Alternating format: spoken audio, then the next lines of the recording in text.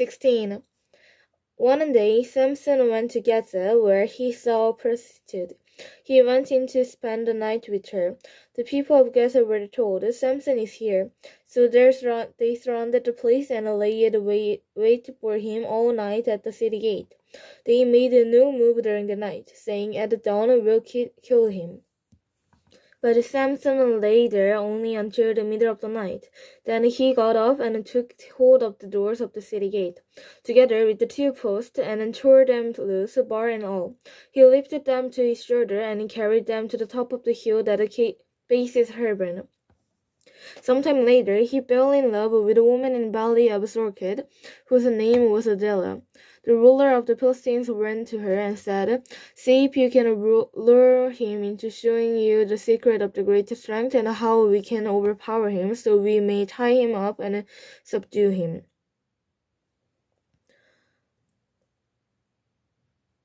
"Each one of us will give you 1,100 shekels of silver." So Delilah said to Samson, "Tell me the secret of your great strength and how you can be tied up and subdued." Samson answered, "If anyone ties me with 7 flashed tongues that have not been dried, I will become as weak as any other man." Then the rulers of the Philistines brought her 7 fresh tongues that had not been dried, and he tied him with them, with the man hidden in the room. She called to him, "Samson, the Philistines are upon you." But he snapped the tongues as easily as a piece of string snaps when it comes close to the flame. So the secret of his strength was not discovered. Then Delilah said to Samson, "You have made a fool of me. You lied to me. Come now, tell me how you can be tied." He said, "If anyone ties me sexually with new ropes that have never been used, I'll be as weak as any other man." So Delilah took new ropes and tied him with them. Then he went with the man hidden in the room. He called to him, "Samson, the Philistines are upon you." But he snapped the ropes off his arms if they were dressed. Delilah then said to Samson, "Until now you have been making a fool of me and lying to me. Tell me how you can be tied." He replied, "If you weave the 7 brace of my heads with the barrack on the room and tighten with the pin, you'd become as weak as any other man." So while he was sleeping, Delilah took the 7 braces of his head, wove them into the fabric, and tightened it with the pin. Again she called to him, "Samson, the Philistines are upon you." He awoke from his sleep and pulled up the pin of the room with the fabric. Then she said to him, "How can you say I love you when you won't come with me? This is the 3rd time you have made a fool of me and haven't told me the secret of your great strength." With such nagging she proved him day after day until he was tired of that. So he told her everything. "No razor has ever been used on my head," he said, "because I have been a Nazarite set apart to God since birth. If my head was shaved, my strength would leave me, and I would become as weak as any other man." When Delilah saw that he had told her everything, she sent word to the rulers of the Philistines, "Come back once more. He has told me everything." So the rulers of the Philistines returned with the silver in their hands.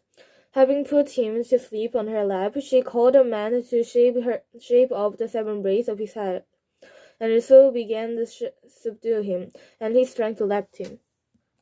Then she called, "Samson, the Philistines are upon you." He woke up from his sleep and thought, "I'll go out as before to shake myself free." But he did not know that the Lord had left him. Then the Philistines seized him, gouged out his eyes, and took him down to Gaza. Binding him with bronze shackles, they set him to grinding in the prison. But the hairs on his head began to grow again after it had been shaved. Now the rulers of the Philistines assembled to offer a great sacrifice to Dagon, their god, and to celebrate, saying, "Our God has delivered Samson, our enemy, into our hands." When the people saw him, they praised our God, saying, "Our God has delivered our enemy into our hands, the one who laid waste our land and multiplied our slain." While they were in high spirit, they shouted, "Bring out Samson to incantation." entertain us. So they called Samson out of the prison, and he performed for them. When they stood him among the pillars, Samson said to the servant who held his hand, "Put me where I can feel the pillars that support the temple, so that I may lean against them." And now the temple was crowded with men and women. All the rulers of the Philistines were there, and on the roof were about 1,000 men and women watching Samson perform. Then Samson prayed to the Lord, "O sovereign Lord, remember me, O God. Please strengthen me just once more, and let me with one bow get revenge on the Philistines for my 2 eyes." Then Samson reached toward the 2 central pillars on which the temple stood, bracing himself against them, his right hand on the one and his left one on the other. Samson said, "Let me die with the Philistines." Then he pushed with all his might, and down came the temple of the rulers and all the people in it. Thus he killed many more when he died than while he lived. Then his brother and his fathers, whole family, went down to get him. They brought him back and buried him between Jorah and Israel in the tomb of Mona in his father. He had led Israel 20 years. 17. Now a man named Micah from the hill country of Ephraim said to his mother, "The 1,100 shekels of silver that were taken from you, and about which I heard you utter a curse, I have that silver with me. I took it." Then his mother said, "The Lord bless you, my son."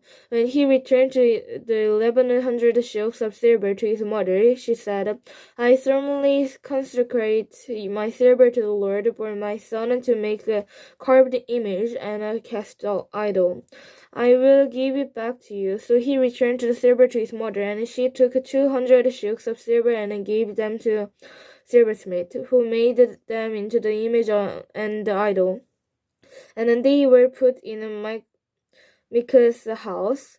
Now this man Micah had a shrine, and he made an ephod and some idol, and installed one of his sons as his priest. In those days, Israel had no king. Everyone did as he saw fit. A young Levite from Bethlehem in Judah, who had been living within the clan of Judah, left that town in search of some other place to stay.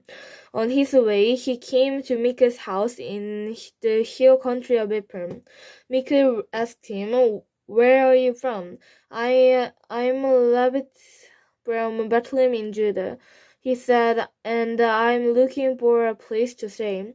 Then Micah said to him, "Live with me and be my family and priest, and I'll give you 10 shekels of silver a year, your clothes and your food." So the Levites agreed to live with him, and the young man was to him like one of his sons. Then Micah installed the Levites, and the young man became his priest and lived in his house. And Micah said, "Now I know that the Lord will be good to me, since this Levite has become my priest." 18. In those days Israel had no king, and in those days the tribe of the Danaans were seeking a place of their own where they might settle, because they had not yet come into an inheritance among the tribes of Israel. So the Danaans sent 5 warriors from Jorah and Estor to spy out the land and explore it. These men represented all their clans. They told them, "Go explore the land." The men entered the hill country of Ephraim and came to the house of Micah, where they spent the night. When they were near Micah's house, they recognized the voice of the young Levites. So they returned in there and asked him, "Who brought you here? What are you doing in this place? Why are you here?" He told them that Micah had done for him, and said, "He has hired me, and I am his priest." Then they said to him, "Please inquire of the God to learn whether our journey will be successful." The priest answered them, "Go in peace. Your journey has the Lord's approval." So the 5 men left and came to Lachish, where they saw that the people were living in safety, like the citizens, unexpecting the secure, and since their land lacked nothing, they were proposed. Also, They lived a long way from the Sidonians and had no relationship with anyone else. When they returned to Jera and Estrol, their brother asked them, "How did you find things?" They answered, "Come on, let's attack them. We have seen that the land is very good. Aren't you going to do something? Don't hesitate to go there and take it over. When you get there, you will find an unsuspecting people in a precious land that God has put into your hands, a land that lacks nothing whatever." Then 600 men from the clan of the Danites, armed for battle, set out from Jura and Estrol. On their way, they set up a camp near Kirjath Jearim in Judah. This is why the place west of Kirjath Jearim is called Manedan to this day. From there, they went on the hill country of Ephraim and came to Micah's house. Then the 5 men who had spied out the land of Lashes said to the brothers, "Do you know that one of these houses had an ephod, our other household gods, a carved image and a cast idol? Now you know what to do." So they turned in there and went to the house of the young Levites at Micah's place and greeted him. The 600 Danites, armed from battle, stood at the entrance to the gate. The 5 men who had spied out the land went inside and took the carved image. They put the other household gods and the cast idol, while the priest and the 600 armed men stood at the entrance to the gate. When these men went into Micah's house and took the carved image, they put the household god and the cast idol. The priest said to them, "What are you doing?" They answered him, "Be quiet, don't say a word. Come with us and be our father's priest. Isn't it better that you serve a tribe and a clan in Israel as a priest than the priest was glad?" He took the ephod and other household gods and the carved image and went along with the people. Putting the little children, their livestock, and their possessions in front of them, they turned away and left. When they had gone some distance from Micah's house, the men who lived near Micah were called together and looked over the Danites. As they shouted after them, the Danites turned and said to Micah, "What's the matter with you that you call out your men to fight?" He replied, "You took the gods I made and my priest and went away.